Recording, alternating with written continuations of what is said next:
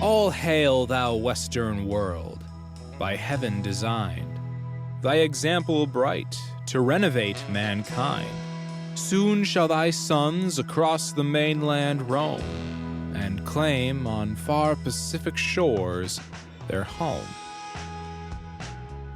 Timothy Dwight wrote these words in 1794, when George Washington was still president.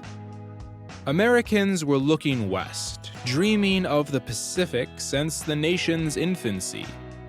They believed they had a God-given right, or a manifest destiny, to conquer and settle the West. As they did so, they believed they would spread civilization and the progress of mankind. And the nation did grow. The first generation of Americans born after independence spilled over the Appalachian Mountains, turning territories into states. Thomas Jefferson purchased the Louisiana Territory in 1803. It included the land from Louisiana to Minnesota to Montana. The purchase nearly doubled the size of the country, but it didn't reach the Pacific yet.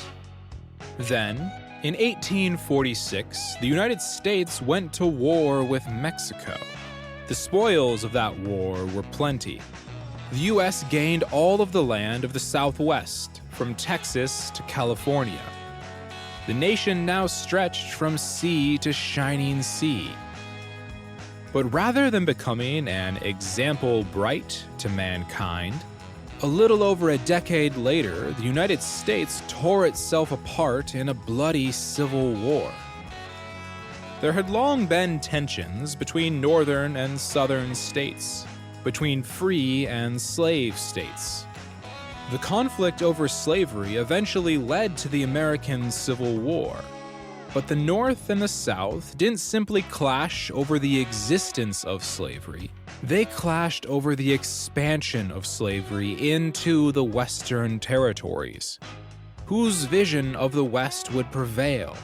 Would the West be free of slavery, or would the West be open to slavery? The land acquired from the war with Mexico fueled the sectional flames until the political system broke down. At the start of the war, the writer Ralph Waldo Emerson made a foreboding prophecy. The United States will conquer Mexico, he said, but it will be as the man swallows the arsenic, which will bring him down in turn. Mexico will poison us. He was right. Let's dig in.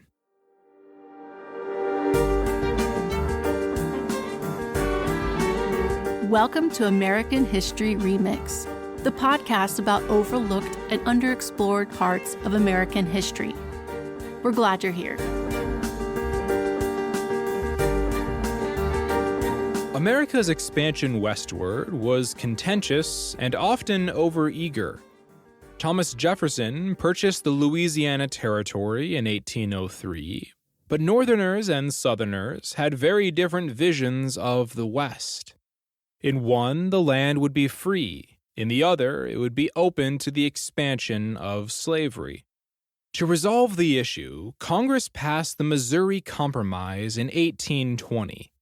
They drew a line through the Louisiana Territory at the 3630 parallel and prohibited slavery north of that line, with the exception of Missouri, which was admitted into the Union as a slave state. Then, to keep the balance of power, Maine was admitted as a free state. It was quite the deal. Meanwhile, the U.S., Great Britain, Spain, and Russia all claimed Oregon Territory in the Pacific Northwest. In 1819, the U.S. and Great Britain agreed to jointly control Oregon, ignoring all the other imperial claims and ignoring the Native Americans who actually lived there. However, Oregon Territory wasn't settled by Americans in large numbers until the 1840s. That was the situation until the Mexican-American War. Mexico at the time was twice as large as it is today. It claimed all of the current American Southwest. But Texas, though a Mexican state, was largely settled by Americans seeking economic opportunity in the 1820s and 30s. Mexico initially welcomed immigrants from the U.S., but by the mid-1830s, Americans outnumbered Mexicans in Texas 4-1, and they largely refused to assimilate into Mexican culture. Mexico eventually grew concerned about America's interest in Texas. They actually outlawed American immigration to the state in 1830, but illegal immigration continued. Then, in 1834, Antonio Lopez de Santa Anna became president of Mexico. He created a centralist government with himself as the head. He revoked the Mexican Constitution and dissolved Congress. Americans in Texas had no special loyalty to the Mexican state, so in response to these extreme measures, Texans rebelled. Texas began fighting for its independence in 1835 and established a provisional government in 1836. That year, Texan revolutionaries fought the Battle of the Alamo, where Texan forces were defeated. But the revolutionaries were eventually able to capture Santa Anna and force a peace. He agreed to recognize Texan independence and to withdraw Mexican troops from the region. But here's the thing. Since Santa Anna was a prisoner when he made the agreement, Mexico claimed that the treaty was not valid. Mexico never formally recognized Texas as a sovereign nation. Texans saw themselves as independent, but Mexico always regarded it as a state in rebellion. They didn't even agree on where the southern border of Texas was. That'll be important in just a minute. And that's where things stood for a decade. Americans were immediately interested in annexing Texas. It had been settled by Americans, after all. But Texas lay below the line of the Missouri Compromise. It would enter the Union as a slave state and end the balance of power in Congress between slave and free states. Oh, and taking it would probably cause a war with Mexico. Then, in 1845, James K. Polk became president. Americans had long believed it was inevitable that they would one day spread west and conquer the continent. And it was in the 1840s that they began to use the language of manifest destiny. President Polk believed in manifest destiny. He ran on an expansionist platform. He wanted Texas and sole control of Oregon. And in 1845, the U.S. formally annexed the independent nation of Texas, making it a state within the Union. Polk then sent troops to the southern border of Texas. But remember, Texas and Mexico did not agree on the southern border of the state or nation or whatever it was. Mexico claimed the border was the Nueces River. Texas said its boundary was further south, at the Rio Grande, and Polk sent American troops south of the Nueces River into the disputed territory. This resulted in a skirmish with Mexican troops, and Congress declared war on Mexico in May of 1846. The Polk administration claimed the war was provoked by Mexico. In reality, Polk initiated the war. A young Abraham Lincoln was serving in the House of Representatives at the time and was a vocal critic of the war. He called Polk's justifications, quote, "the half-insane mumblings of a fever dream," end quote. The war with Mexico was not bloodless, because no war ever is, but it was a decisive victory for the United States. Moving along multiple fronts, American forces seized control of California, invaded northern Mexico, and then captured Mexico City in the fall of 1847. Why did America win so decisively? In part because at the time Mexico was experiencing political upheaval. As the U.S. Congress was voting in favor of annexing Texas, Mexican President Santa Anna was overthrown in a revolution. Jose Herrera replaced him as president. Then he was overthrown by one of his generals. Then Santa Anna maneuvered his way back into power just in time to lose to the United States. One of the books we read for this episode was titled A Glorious Defeat. That title captures the situation well. With the Mexican capital under occupation, the U.S. forcibly negotiated the Treaty of Guadalupe Hidalgo. Rather than just Texas, the U.S. took all of the Southwest, including California, Nevada, Arizona, New Mexico, Utah, and parts of Colorado and Wyoming. It was 1.2 million square miles. For this territory, the U.S. agreed to pay $15 million. And here's one of the saddest things in the story. While the two sides were negotiating the treaty in Mexico City in 1848, Californians at Sutter's Mill made a huge discovery: gold. But news of the gold didn't reach officials in Mexico City until they had already agreed to sell California to the U.S. Poor Mexico. Meanwhile, Polk negotiated with the British for sole control of Oregon Territory. During his campaign, Polk had promised to gain control of all of Oregon Territory. However, in 1845, his administration agreed to divide the territory with Canada at the 49th parallel. Canada got British Columbia, while the U.S. gained sole control of what would become Oregon, Washington, Idaho, and western Wyoming and Montana. Between Texas, the Southwest, and Oregon Territory, Polk oversaw the acquisition of more land than any other president in American history. But now, there was a problem. How do you manage and incorporate all this land? More importantly, would the lands allow or prohibit slavery?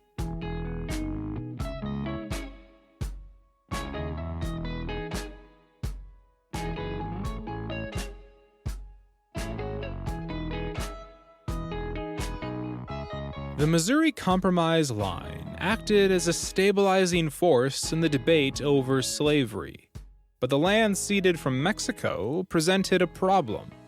The 3630 line didn't apply to the Mexican cession, only the Louisiana Territory. And California, because of the gold rush, quickly gained a large population and applied for statehood in 1849. So what do? Would California be a free state? In order to truly grasp the clash between northern and southern states, we need to look at the situation and the dominant philosophies in each region. Although the North had outlawed slavery by this time, Northerners had diverse views on the institution. At the most extreme, you had card-carrying abolitionists who opposed slavery for moral reasons and advocated freeing slaves in the South. There were plenty of sincere and vocal abolitionists in the North, especially among African Americans, but they were the minority in the anti-slavery movement.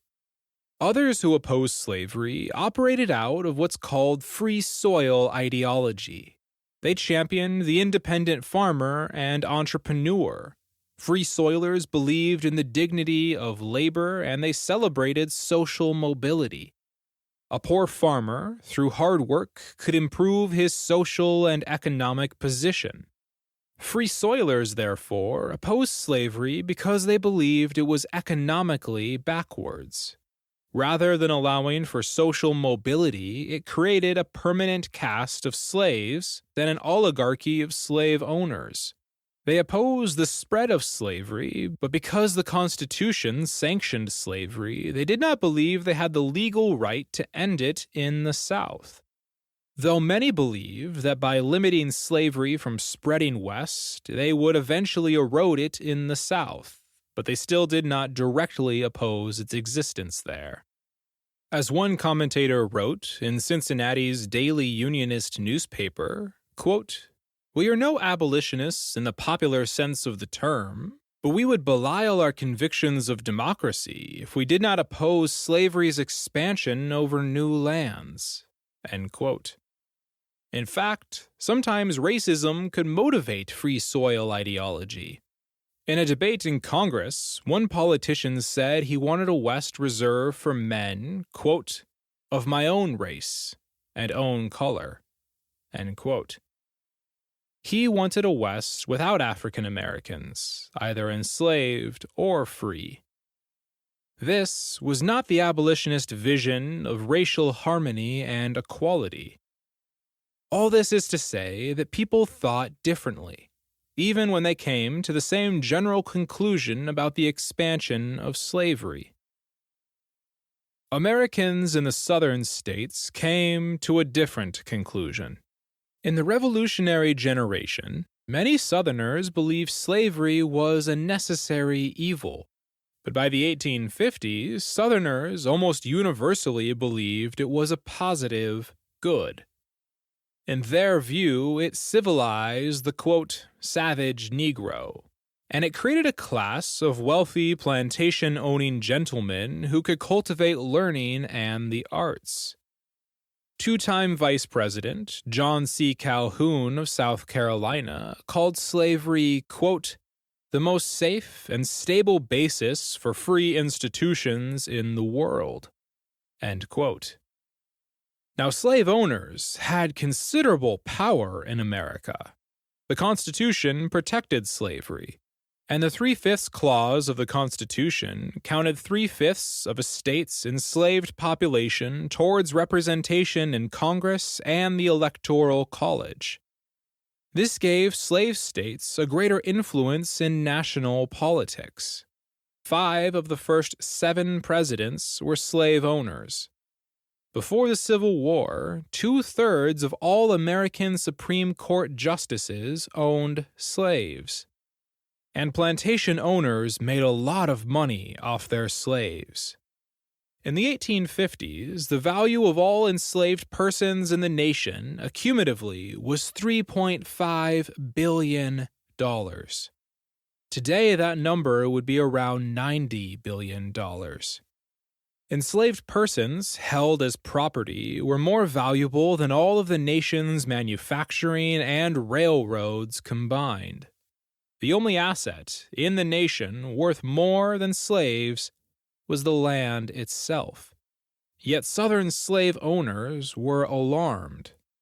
After the Revolution, Northern states began the process of gradual emancipation. On top of that, in the 1800s, the Northern economy grew faster than that of the South in several important industries. In 1850, for example, only 14% of the nation's canal mileage ran through slave states, and they had only 26% of the nation's railroad mileage. The Northern population was growing as well. Between 1840 and 1850, the Northern population increased 20% faster than the South's. Immigrants to the nation usually settled in the North, and some Southerners even moved north for greater economic opportunity. Southerners came to fear what we call the shrinking South. Each new free state would decrease Southern control in Congress. And if more states became less economically dependent on slavery, the price of slaves would drop, ruining the Southern economy. And without new states to expand into, the slave population in the South would grow beyond white control.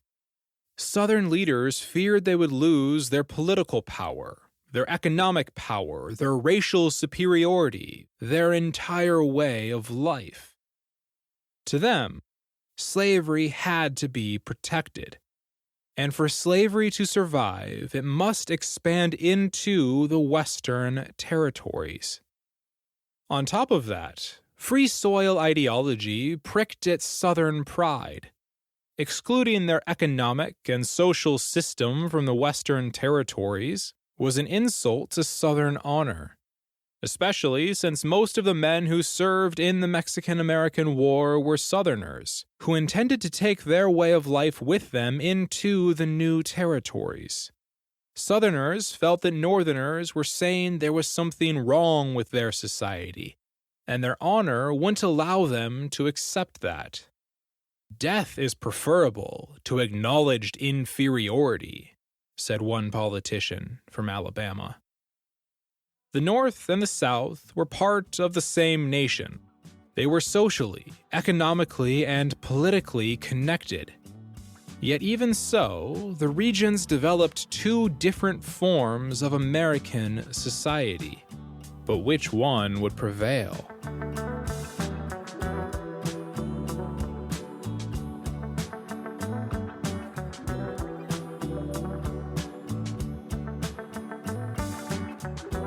Even before the war with Mexico was over, the conflict over slavery reared its head in Congress.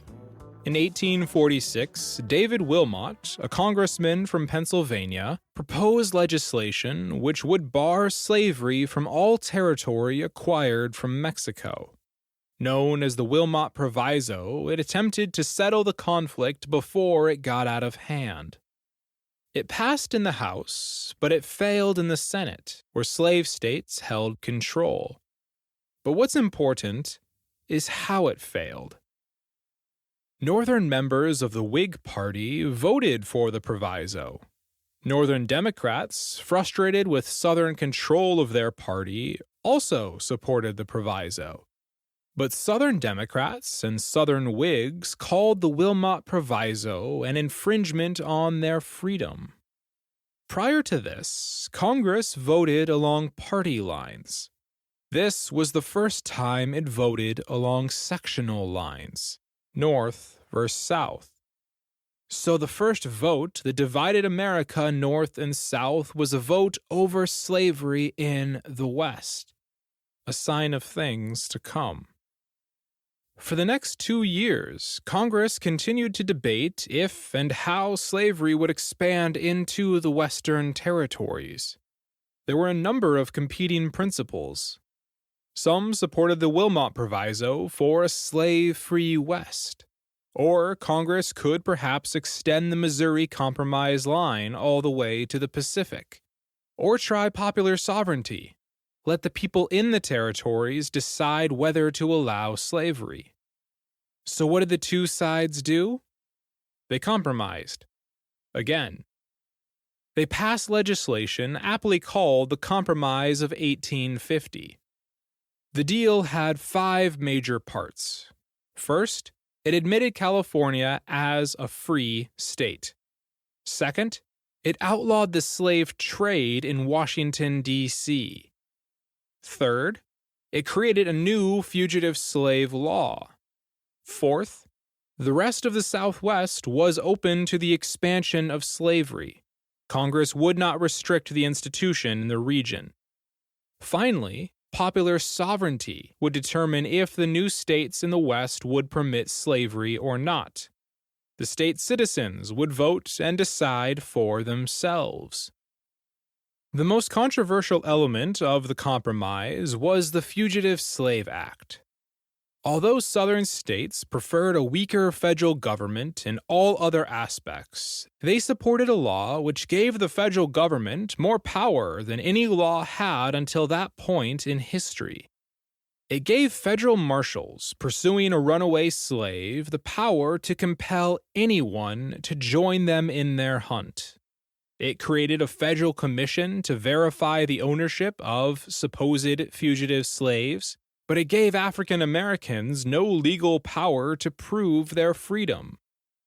And commissioners were incentivized to rule against African Americans. Commissioners would receive $5 if they ruled in favor of a defendant, and $10 if they ruled in favor of a slave catcher. Furthermore, if a U.S. Marshal refused to participate in this system, they were personally fined $1,000. All this meant that slave catchers could easily capture free blacks in the North and with little resistance enslave them. The obvious injustice of this slave law only fueled the anti-slavery movement in the North. They felt it forced free states to participate in slavery. An anti-slavery society in Boston said the law should be, quote, denounced, resisted, disobeyed, end quote. Harriet Beecher Stowe wrote her famous novel Uncle Tom's Cabin in response to the fugitive slave law. While some Northerners called for obedience and law and order, others began harassing slave catchers and aiding African Americans in their escape to Canada, where they'd be safe. Still, many hoped that the Compromise of 1850 would be the final settlement on the issue of slavery. The Union is saved, they cried. And the Compromise did keep peace for a time, but with hindsight, we can see that the conflict was only growing fiercer.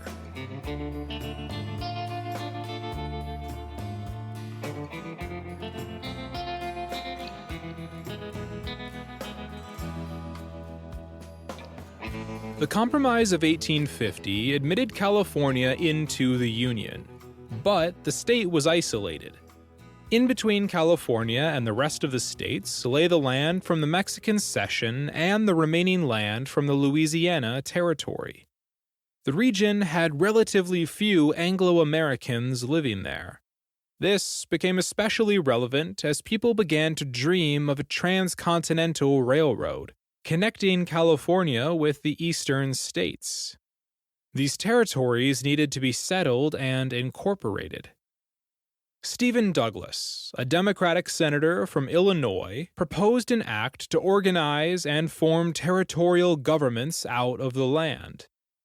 This was the Kansas-Nebraska Act of 1854. It created, surprise, the territories of Kansas and Nebraska. But don't worry, it gets more interesting. Trust me. Now, Douglas was a Northern Democrat. He was not a slave owner, but he was not morally opposed to slavery either. To him, the answer to the political crisis was popular sovereignty. If a state wanted to allow slavery, so be it. If it wanted to outlaw slavery, so be it. But let the people in their own states, not the federal government, decide. On top of this, to get the bill through Congress, Douglas had to appease the Southern members of his party, who wanted the West open to the expansion of slavery, including the land where slavery had been outlawed since the Missouri Compromise of 1820.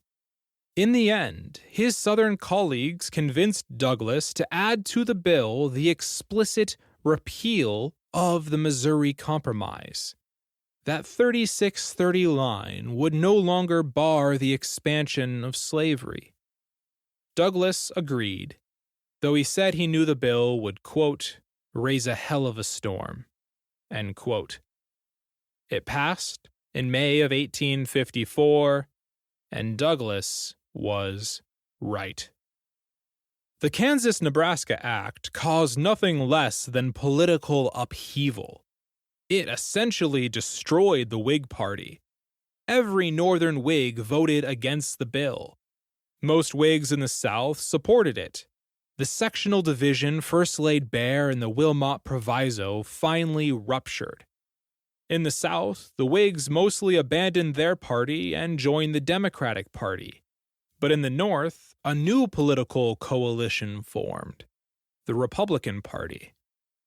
The Republican Party was an odd mixture.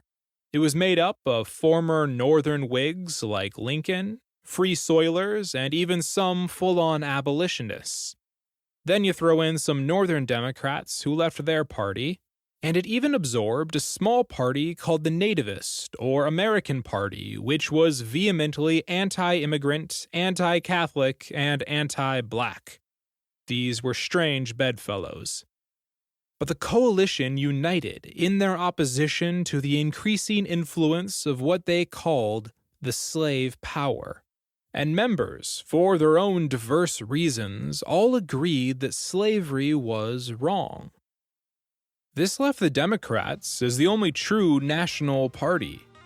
but they weren't unscathed either. Many Northerners left the party. In 1852, there were 93 Democrats in the House of Representatives. In 1854, there were 23.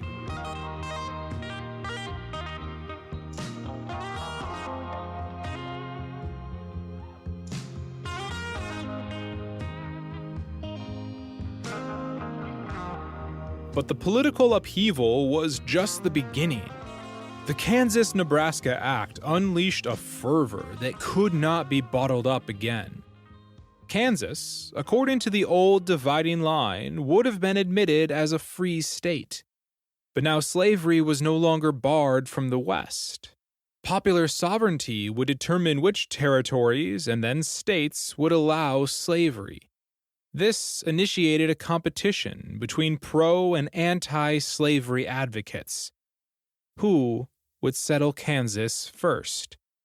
The result was a series of events which came to be known as Bleeding Kansas.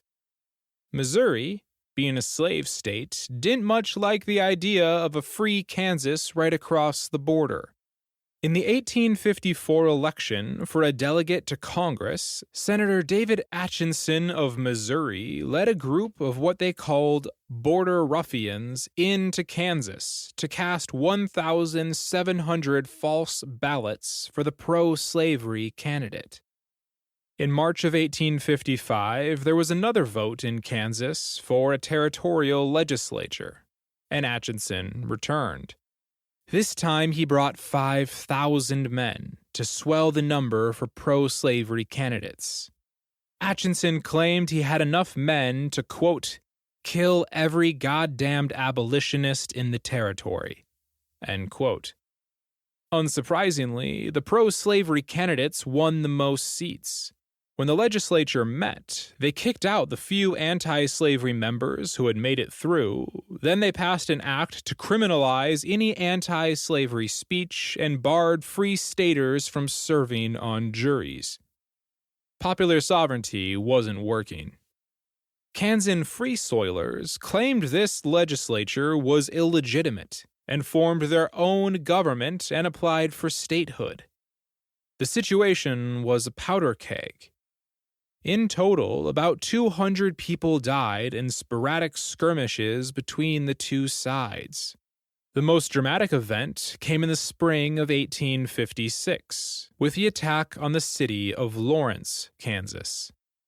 Renewed migration to the region brought more free staters, which further enraged Missourians and pro-slavery settlers.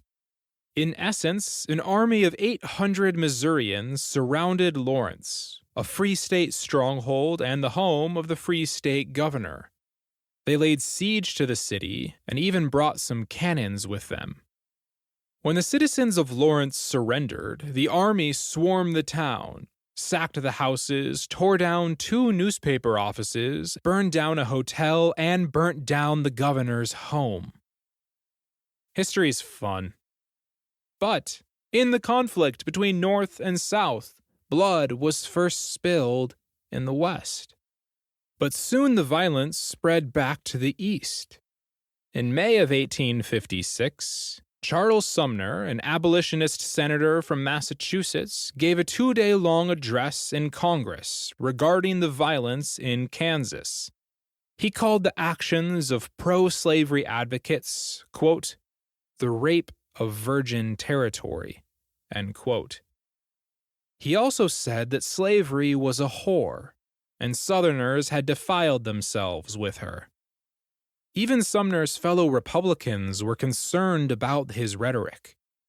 And he specifically singled out Senator Andrew Butler of South Carolina, who co-authored the Kansas-Nebraska Act with Stephen Douglas. It gets crazier, though, because Butler's cousin was a man named Preston Brooks, a congressman from South Carolina. He believed Sumner's speech was an attack on their family's honor. So, 2 days later, after the congressional session had ended, Brooks walked up to Charles Sumner's desk on the floor of the Senate and began to beat him over the head with a gold-headed walking cane. Because Sumner was seated at his desk and his desk was bolted to the ground, he was trapped and unable to defend himself. Brooks struck him over the head over 30 times. Sumner somehow survived the attack, but he was unable to take his seat in the Senate for several years as he recovered. Massachusetts re-elected him anyway as a sign of their support. The South, for their part, supported Brooks. The House held a vote to expel him from Congress, but Southerners blocked the 2/3 majority that was needed. Then South Carolina re-elected him. Brooks even received commemorative canes in the mail as a sign of the public's support. The South's response to the caning of Charles Sumner only pushed more Northerners into the Republican Party to oppose the slave power. Now, back out in Kansas, there was an abolitionist named John Brown. Brown and his sons had moved to Kansas to aid the Free State cause, and, on their way, they heard of the attack on the city of Lawrence. Brown was furious.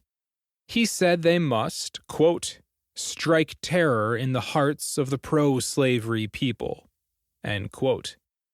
Then, word reached Brown about the caning of Charles Sumner. His contemporaries said something snapped inside him. Brown was a severe man. He believed in an eye for an eye, blood for blood.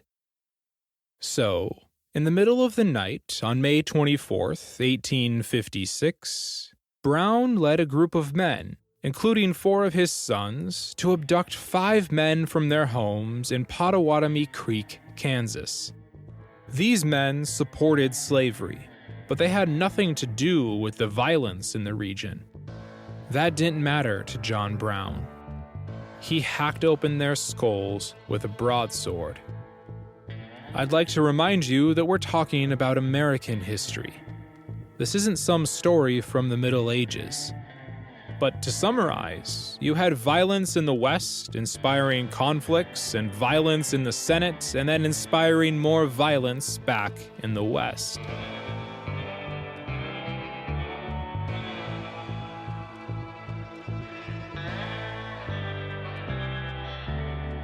In the midst of the chaos, upheaval, and bloodshed, the Supreme Court entered into the sectional crisis with the Dred Scott decision in 1857.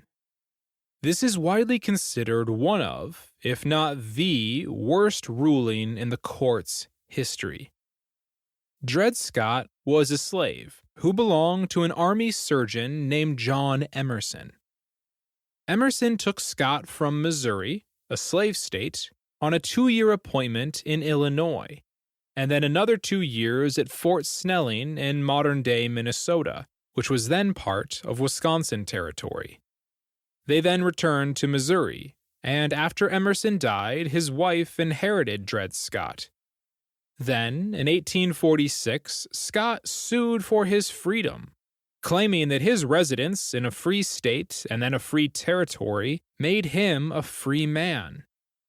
The route of this small case to one of national importance was not a direct one. Scott lost the first case, then he won on a retrial. On appeal, the Missouri Supreme Court overturned the decision in 1852, ruling that Scott was still a slave. 2 years later, a federal circuit court affirmed that Scott was still a slave but recognized him as a citizen. Then Scott's lawyers appealed to the United States Supreme Court. The court was asked to answer 3 things.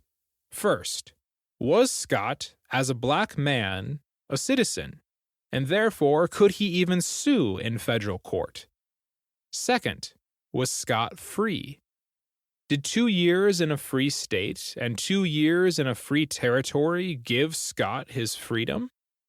Third, was Fort Snelling actually in free territory?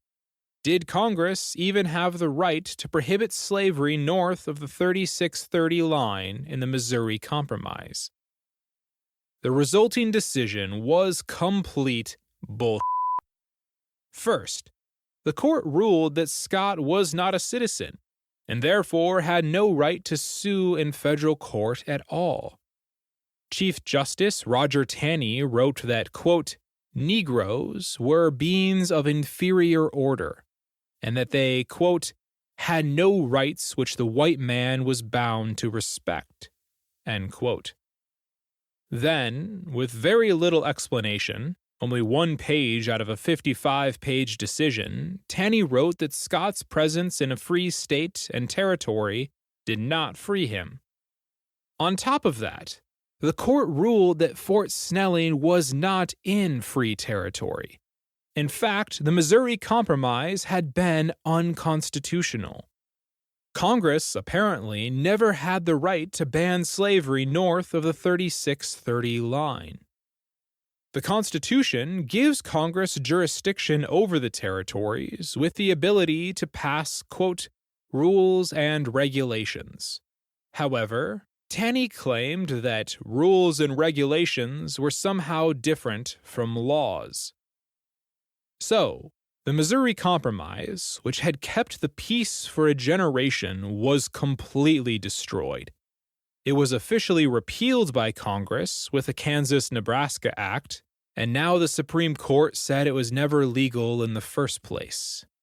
The implications of this decision were huge. What did this do to popular sovereignty? Could the people in the territories vote to allow or not allow slavery as they saw fit? The Dred Scott decision seemed to imply that not only could Congress not prohibit the expansion of slavery, but that slavery could not be prohibited at all. But what did this mean for states which had already abolished slavery? Taney cited the Fifth Amendment, which protects personal property. If the Constitution recognizes slaves as property, could any state truly abolish slavery? Abraham Lincoln predicted that if the Dred Scott decision would stand, there would be another court decision to follow, and slavery would become legal everywhere. In fact, there were several cases in the judicial system concerning that very question. In all likelihood, those cases would have been brought before the Supreme Court. But before they could, the nation erupted into civil war.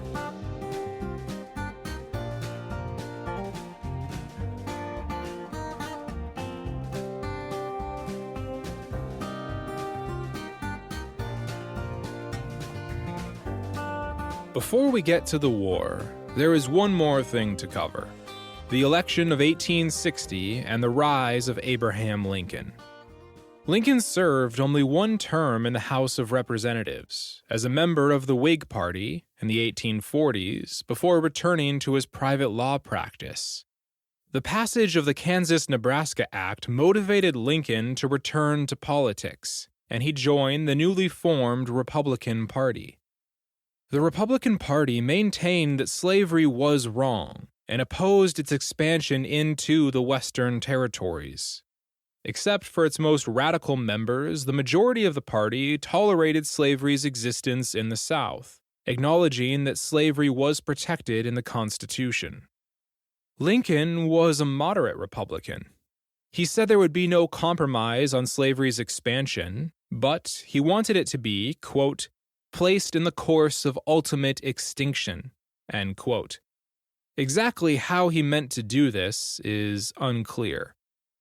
Lincoln rose to prominence in his home state of Illinois when he ran for a Senate seat in 1858. His opponent, the incumbent, was none other than Stephen Douglas, the author of the Kansas-Nebraska Act.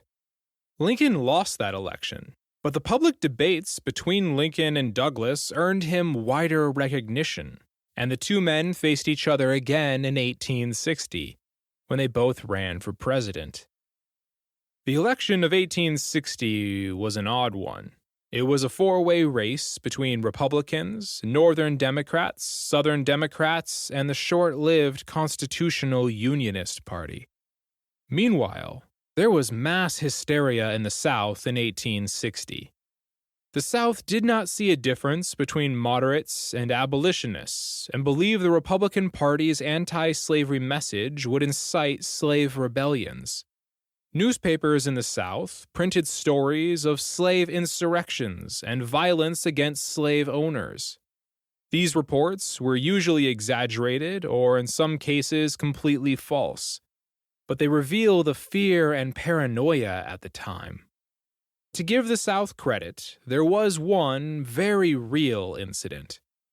Our old friend John Brown, who we last saw leading the Pottawatomie Creek Massacre, decided to take action in the East in 1859.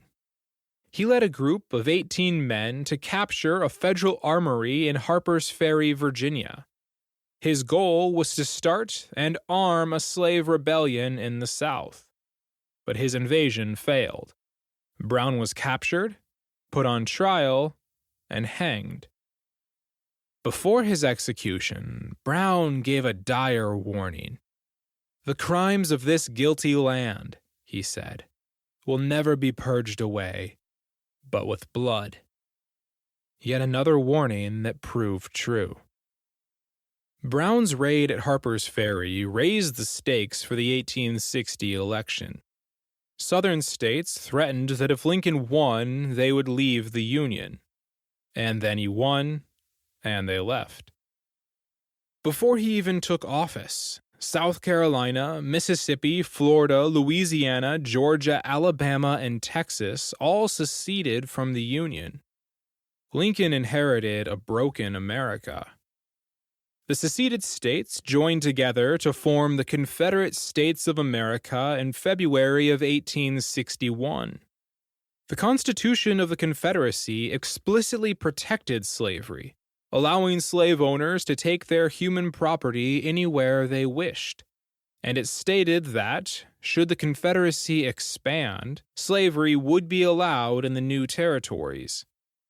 Soon afterwards, 4 more states from the Upper South joined the Confederacy, and from 1861 to 65 the nation was caught in a long and bloody war. It was the war itself that pushed Lincoln and his fellow Republicans to abolish slavery. Rather than merely halting the spread of slavery, Lincoln realized he needed to end it completely. Slavery had divided and destroyed the Union. To save the Union, slavery itself must be destroyed. "We must strike at the heart of the rebellion," Lincoln said. The West was no longer the issue. The North, the West, and even the South must be free of slavery. Lincoln issued the Emancipation Proclamation in January of 1863. By executive order, it freed all enslaved persons in the rebellious states. From that moment on, the Union Army fought not just to preserve the Union, but to end the cause of the war, slavery. The proclamation, however, rested on Lincoln's presidential war powers and could be undone by another president. To truly end slavery, stronger legal action was needed. The 13th Amendment to the Constitution, which abolished slavery everywhere in the nation, passed in the Senate in 1864. It passed the House in 1865, and that year it was ratified by the necessary 3/4 of the states. Slavery, finally, was no more. When the country fulfilled its so-called manifest destiny and stretched from sea to sea, Northerners and Southerners looked west and dreamed of very different versions of America. One free, one slave. The historian James McPherson summarized the issue well when he said, quote, "The slavery issue would probably have caused an eventual showdown between North and South in any circumstances, but it was the country's sprawling growth that made the issue so explosive." End quote. The Northern and Southern dreams of the West were incompatible, and the crisis over whose vision would prevail escalated and grew until the nation broke, the war came, and the problem of slavery was decided on the battlefield. Thanks for listening.